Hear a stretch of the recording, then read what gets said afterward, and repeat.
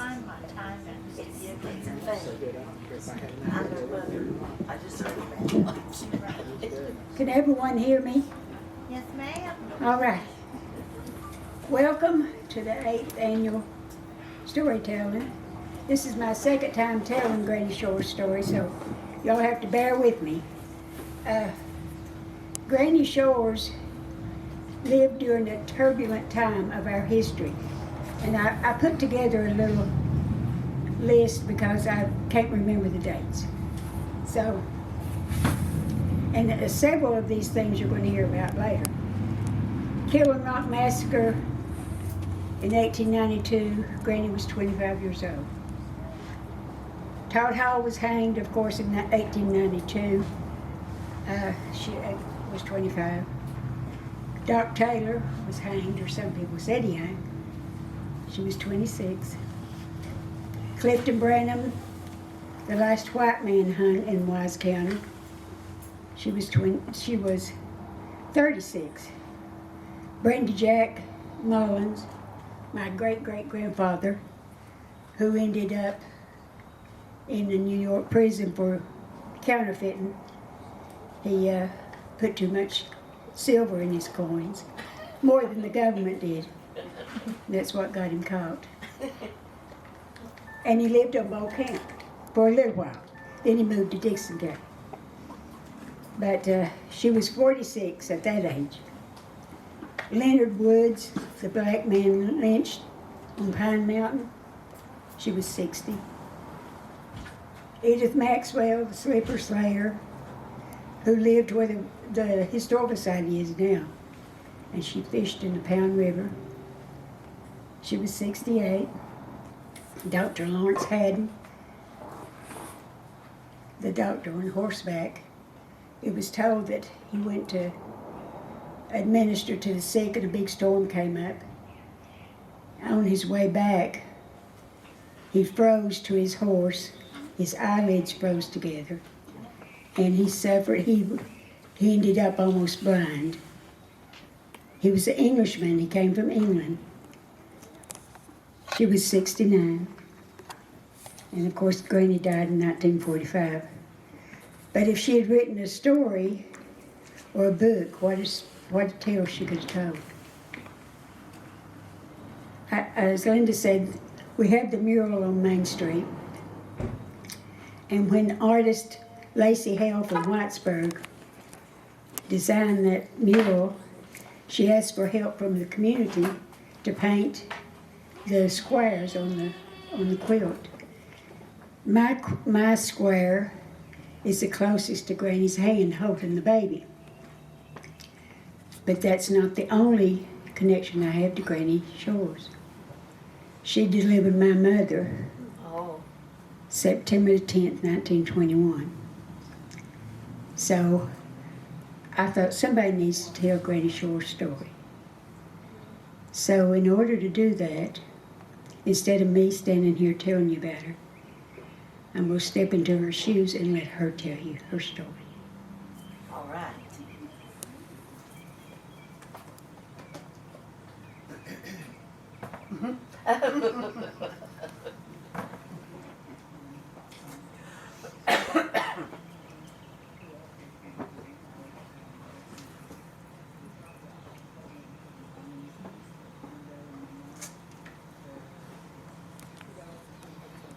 You have to give Granny time, she's slow.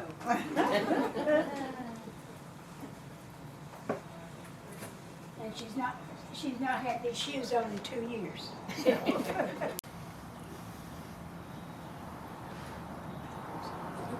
Can't tell a story without an apron.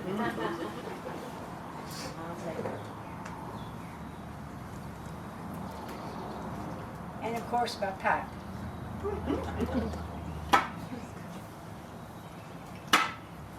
Granny was born in a little town in West Virginia named Mullins. And it was supposed to have been spelled with an I, but somebody made a mistake and spelled it with an E. So on the map it's Mullins, West Virginia. Now Mullins, West Virginia is about like Pound. It's a very small town. the big companies came in and took our timber. Then they came and took our coal and left us struggling, much like Pound. I lived there with my widowed mother and my siblings, and back in the day, my family and other families felt like it was a waste to send girls to school. So I never learned to read and write. You women, we women have come a long way. Back then, the 3 things required of women was to marry early, 14, 15, 16, have lots of babies, and keep house. So that's the reason on the old census you'll find the occupation of the woman is keeping house. Well, they thought I was going to be an old maid because I was about 22 when along came my husband. Mighty handsome doctor. He'd been to Chicago, came through our little town. He took a liking to me and I took a liking to him, so first thing you know, we were married. Now this was, you history buffs know that West Virginia was created because that part of created from counties in Virginia, because that part of Virginia did not want to leave the Union. President Lincoln actually signed the document making West Virginia a state. And you've heard of the Hatfield and McCoy feud. Well, they were feuding back and forth across the Tug River. We decided to leave there. We came this way and ended up in Burdine, Kentucky. That's where I had my 4 children. And sadly, only one lived to be an adult. We stayed there a few years and moved over here to Pound a few years before Conso created the city of Jenkins. And we moved to a little community in Pound called Stringtown. Now, how many of you know where Stringtown is? It's along the river as you come down Indian Creek. It's a area from like that present-day IGA up to the Presbyterian Church. And it followed the narrow railroad trail. We had a little house there, and in fact, one of the oldest houses in town is still there, the Blue Moon Tavern. Linda might could tell you about the Blue Moon, but it's still standing. Anyway, we moved up there, and our son, Bon Shores. How many have heard of Bon? He was probably more famous than me. That young'un wanted to do nothing but fly. And of course, we couldn't afford a plane. He wanted a plane to fly. Well, old Sam Meade, who lived up on Short, Virginia, which is now Meade Creek, he had a big family, had money, had a big farm. He talked his daddy into going up and borrowing money from old Sam Meade. And he went to Ohio and bought a plane, took 4 hours of training and flew it back. Now, it was an open cockpit, and there was no electric lines, no telephone lines, and he flew close to the ground, followed the road. So that plane was probably the first plane that anybody in the town of Pound saw. You could hear him coming a mile away. Lots of people would run out and wave to him. Others would grab their young'uns around the house thinking the end of time had come. He promised to pay the loan back, but we had to let our deeds stand good for the loan. Well, sadly, he didn't make any money. He thought he could make money taking people up in a plane. But it seemed like he was forever wrecking that plane, or he needed goggles, or he needed a new helmet, or he needed a leather jacket. So we ended up losing our home. But Sam Meade was gracious and let us live there and paid rent. He gave us 3 years. Let me get a drink of water.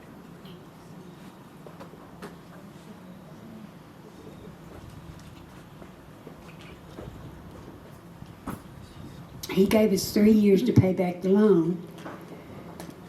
And finally he said, I'm sorry, I've waited 3 years and I'm so sorry, but I will rent it to you. So he rented it to us for $5 a month. And to collect that rent, I'd see a horse coming with 2 children on it. 2 of his daughters, Benny and little Rena. Rena was real fair-skinned, blonde hair, blue eyes. She'd slide off that horse and up my porch she'd come, and I'd probably be sitting there in my rocking chair, smoking my pipe. Sam Meade's daughter here to collect the rent. Well, if I had it, I'd reach in my pocket and hand her the $5. But it got so I couldn't pay my rent. Things were bad, the depression, people were not having babies, and so we ended up losing our home. We moved to a little house up on Bowl Camp, and at that time it was spelled B-O-W-L because it was like a bowl. But you fellows have gotten bold and changed the spelling of it.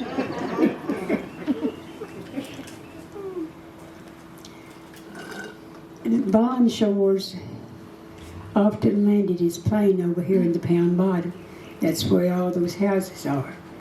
At that time, it was a cornfield. And what he would do, a cornfield or a cattle, and what he would do is he would circle that field and run the cattle to one side so he could land. Well, one day and then he'd taxi it up to our place up on Stringtown. One day he left his plane sitting there and walked over here into town to take care of some business. Now that plane was covered with canvas, and he used what you call airplane dope. It was a mixture that he'd paint on there and he'd make it waterproof and windproof. He got back to his plane and found out that the cattle liked that airplane dope. They'd eaten the cover off of his wings. And he never left it parked there again. He was a handsome feller. He married 3 times and had 5 children. Some of those children, or their children, are somewhere. I left some people who will remember me. Now, getting back to my little job of midwife, I delivered over 1,000 babies in this area. And you could imagine, well, first you could imagine a mother trying to give birth to a home where there's no electricity, no phone. You have to do it by oil lamp. In the wintertime it wasn't too bad, but summertime you had to build a fire to heat the water, boil the water, to heat that receiving blanket so that that baby would have something germ-free. Was it too much for pain?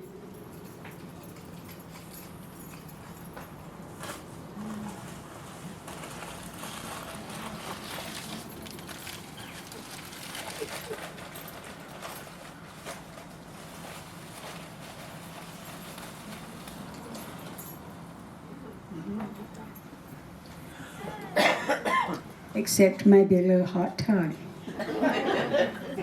Now, Pam was famous for that hot toddy. We raised a lot of corn and had some real good corn liquor. Some people would ask, did I go up in that plane with my son? I sure did. But I had a little hot toddy to help me along. When I helped deliver a baby, I tried to charge $5. And $5 was hard to come by back in the day, so we did a little bit of bartering, kind of like the barter theater in Abingdon. People would take canned foods, fresh vegetables, get to see the play. Well, they did with me too, and I appreciated it. One of the things is I loved homemade jams and jellies.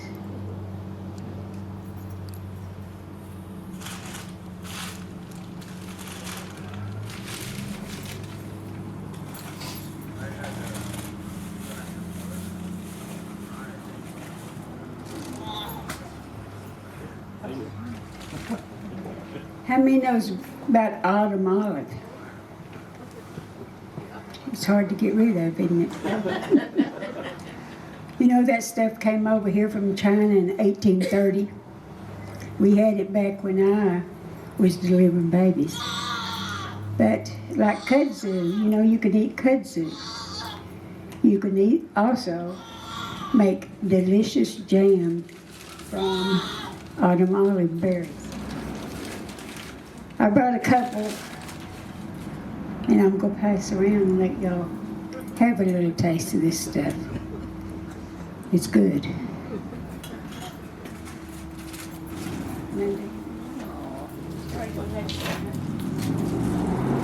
Now, no double dipping, please. You can keep the spoon as a souvenir.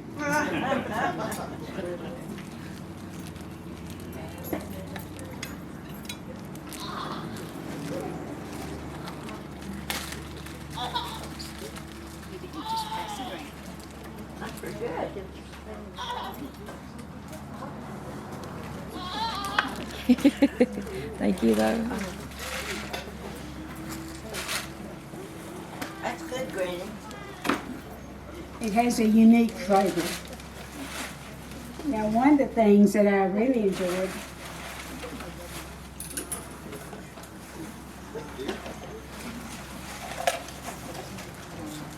was a big fat laying hen.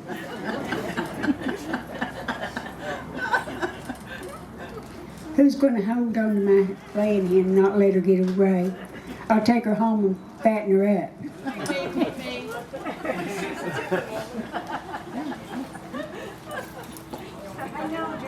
You want me to go get some hot chicken?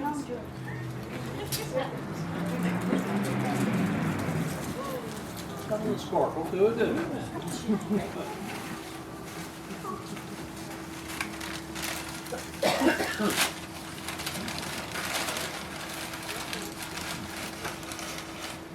Leather breeches. Oh. How many have had leather breeches? How many would like to try with leather breeches? Don't know how to fix it? No, okay. You want to try leather breeches? Yeah. Yes, ma'am.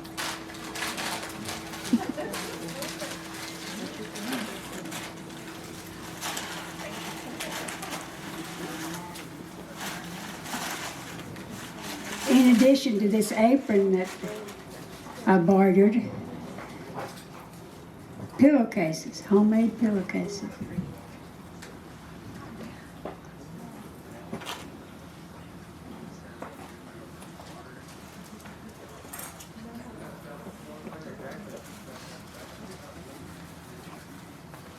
pillows to lay my head.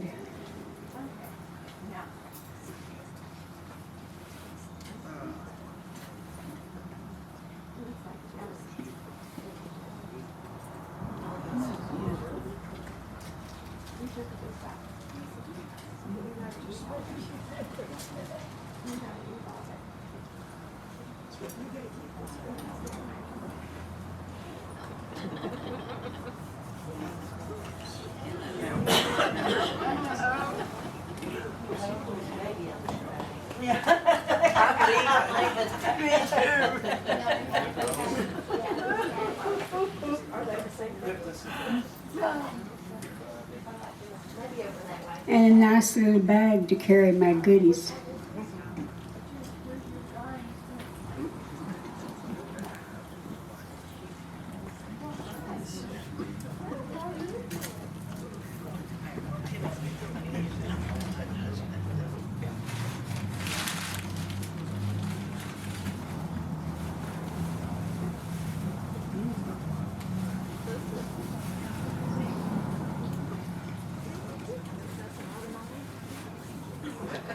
And the most precious thing was fresh eggs. Fresh eggs. Who likes runny eggs? Sunny side up. We You all like do. runny eggs? Fresh eggs?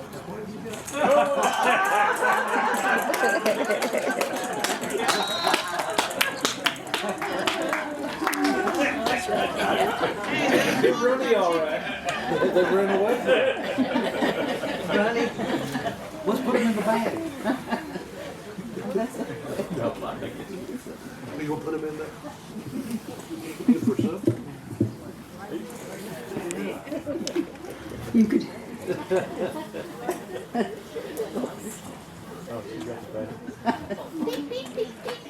Good to see you there. Yeah. Good to see you. Granny Shores was born 2 years after the Civil War ended. She died a couple months before World War II ended.